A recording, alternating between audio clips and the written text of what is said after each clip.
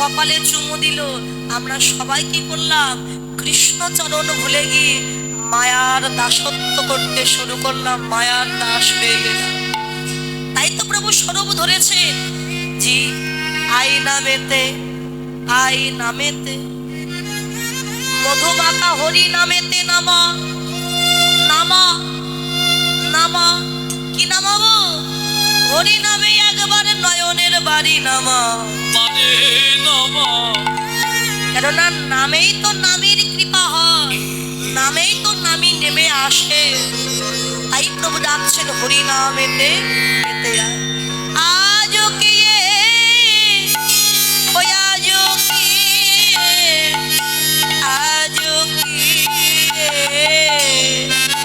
নবদ্বীপ চন্দ্র,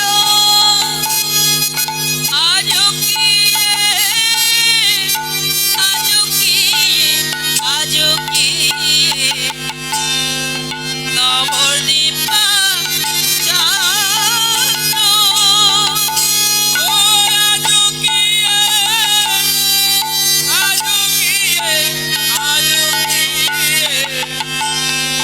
নবদ্বীপ চন্দ্র, আজকে নবদ্বীপ চন্দ্র। চন্দ্র এক্ষুনি আমার গৌর হরিকে নদিয়ার চাঁদ বললেন মহাজন।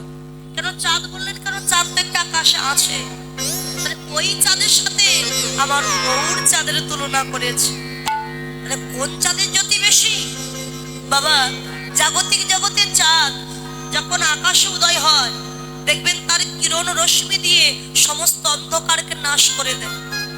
কিন্তু মনের অন্ধকার, বনের অন্ধকার আর ঘরের কোণের অন্ধকার কোনোদিন নাশ করতে পারে না। কিন্তু গৌরাঙ্গ চাঁদ কোন ভাগ্যবান ভাগ্যবতী এই হৃদয় রূপ আকাশে যদি উদয় হয়, তার শুধু বাহিরের অন্ধকার নয়, দেহের মধ্যেও যে অন্ধকার আছে সেই অন্ধকারকে দূরীভূত করে দিয়ে ভিতর বাহির আলোয় আলোকিত করে দেয় গৌরাঙ্গ চাঁদ।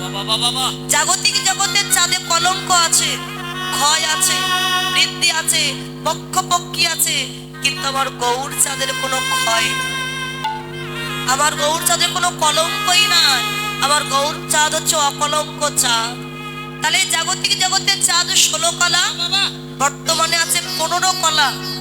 এক কলা আছে